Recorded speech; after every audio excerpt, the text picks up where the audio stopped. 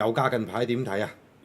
油價咧，由於而家中美仲喺角力緊啊嘛，好似我哋標題裏邊喺度做緊關稅戰嘅，大家你攻我取咁樣，你攻我奪咁樣嚇。咁啊月底仲要喺呢個即係南韓嗰邊，即係有機會見下面咁喎，係咪啊？咁啊油價嗰度咧，佢初頭話唔見㗎，初頭又話唔見，跟住但係個底氣又見翻啦。係啦，就冇辦法啦，即係而家。陣間我哋會講下美國嘅美國嗰度咧都應該近排都幾亂㗎，即係如果你有留意我呢個 TACO 嗰度咧，咁你都知道咧美國嗰邊咧啲市民對於特朗普咧其實都有一個即係幾negative 嘅負面嘅睇法嘅，咁啊。當然啦，美國幾十年建立你嘅形象，喺1年半咗裏邊全部俾人破壞晒，無論喺嗰個信用啦、民主、自由、人權呢三樣嘢。我哋睇落去好似呃人嘅。係 OK，好啊，不如講翻啲油先啦，好唔好啊？好啦，我哋同佢12月份嘅油價睇到好明顯一樣，睇到咧喺60蚊嗰個邊緣，由於個消息因素，即係特朗普再度將中國嗰個關稅加到100% 之後咧，好明顯就向下邊沉。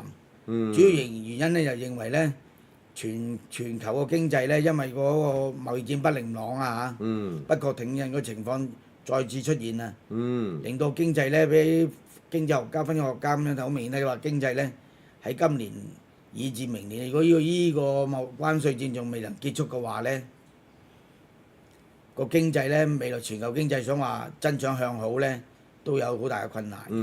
好大阻力。係啦，冇錯。咁啊，所以咧油價嚟講咧，咁啊經濟唔好，當然啦，你運輸又會少咗，係咪啊？石油副產品有機會用嘅又會少咗，係咪啊？咁啊，另外啲航空啊、交通啊各方面嘅即係石油嘅損耗咧，亦都有機會少咗嘅。咁啊，需求低咗嘅話，油價走遠向下，其實都係一個好正常嘅方向嚟嘅。係啦，咁啊油價嚟講咧，咁啊有冇啲咩低位我哋值得捕捉下，或者係嚟緊你對於油價有咩睇法咧？又未來嘅睇法喎，或者咁講法啦。我遮住咗喎，俾我褪一褪先。啱啱喺我頭。呢個油價咧，好明顯突破咗60蚊之後嘅期油啊。係。佢嘅呢個區域之後咧，或者個好友啦，就將呢個推低咗一格，推低咗大概係4至5蚊嚟防守。係。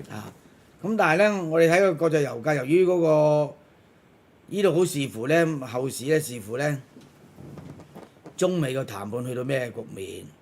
嗰個關稅啦，佢發展咩局面？佢先有個比較上明顯啲嘅點講啊？一個真正趨勢出嚟。明白。但係純粹從一個個周線圖嚟計咧，佢54蚊咧至55蚊之間應該有強力嘅支持嘅。係啊。54、5蚊啊，咁其實而家都近近地㗎咯喎，而家56個幾㗎喎，應該係嘛？所以咧，而家如果作為短線買賣嘅咧，我哋好要留意下 OPEC 加。即係同俄羅斯呢邊大家嗰個生產嗰個叫做點講咧？